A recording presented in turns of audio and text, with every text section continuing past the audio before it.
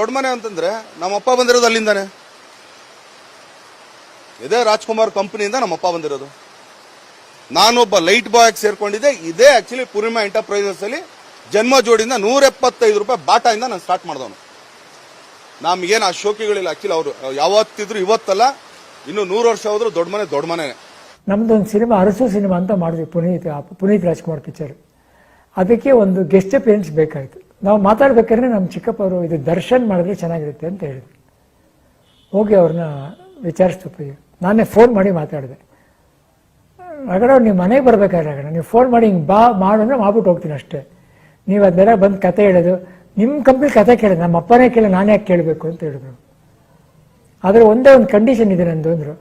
ಹೇಳಿ ದರ್ಶನ, ನನಗೆ ನೀವು ಏನೂ ಕೊಡೋಂಗಿಲ್ಲ, ನನ್ನ ಪಡ ನಾನು ಬರ್ತೀನಿ ಆ್ಯಕ್ಟ್ ಮಾಡ್ಕೊಂಡು ಹೋಗ್ತೀನಿ, ಅದು ನನ್ನ ಕಂಪ್ನಿ. ನೀವೇನು ಕೊಡೋಂಗಿಲ್ಲ, ನನ್ನ ಏನು ಕೇಳೋಂಗಿಲ್ಲ, ಕತೆ ಹೇಳೋಂಗಿಲ್ಲ, ನಾನು ಮಾಡ್ಬಿಟ್ಟು ಹೋಗ್ತೀನಿ ಅಷ್ಟೆ.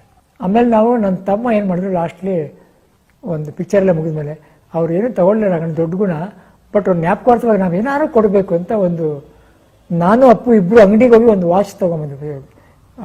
ಇದು ಕೈ ಕೊಡೋಕೆ ಇದು ನಾವು ಕೊಟ್ವಿ ಅಂತ ಹೇಳ್ಬಾರ್ದು. ಅದಕ್ಕೆ ಅವ್ರು ಏನಂದ್ಬಿಟ್ಟು ಗೊತ್ತಾ, ನನಗೆ ನೀವು ದುಡ್ಡು ಕೊಡಲ ಮಾಡಿ ಏನೇನೋ ಇದ್ರ ಮೂಲಕ ಬೇರೆ ಥರ ಕೊಡ್ತಿದ್ದೀರ ನೀವು. ಇಲ್ಲಪ್ಪ ಇದು ಪ್ರೀತಿ ಅಂತ ಕೊಡ್ತೀವಿ, ಹಂಗೆ ಅನ್ಕೊ ನೀನು. ಈ ಮನೆ ಅಂತ ಹೇಳ್ತೀಯ, ನಿಮ್ಮ ಮನೆ ಅಂತ ಪ್ರೀತಿ ಅಂತ ಅನ್ಕೋ, ಇದನ್ನು ಸಂಭಾವನೆ ಅಂತ ಅನ್ಕೋಬೇಡ ಅಂತ ಹೇಳ್ಬಿಟ್ಟು ನೋಡಿ. ಆ ತಂದೆ ಇರೋ ಗುಣ ಹಾಗೇ ಬಂದಿತ್ತು. ಆ ಕುಟುಂಬ, ನಮ್ಮ ಕುಟುಂಬ ಅಷ್ಟೇ ಪ್ರೀತಿ ಇವತ್ತು ಇಟ್ಕೊಂಡು ನಮಗೂ ಅಷ್ಟೇ ಇದೆ. ಮೀನಮ್ಮವರು, ದರ್ಶನ್ ಆಗಲಿ, ದಿನಕರ್ ಆಗಲಿ, ಎಲ್ಲರ ಮೇಲೆ ಅಷ್ಟೇ ಪ್ರೀತಿ. ಕುಟುಂಬ ನಮ್ಮದು. ಸಿನಿಮಾ ಜಗತ್ತಿನ ಕ್ಷಣ ಕ್ಷಣದ ಸುದ್ದಿಗಾಗಿ SSTV ನಿಮ್ಮೊಂದಿಗೆ.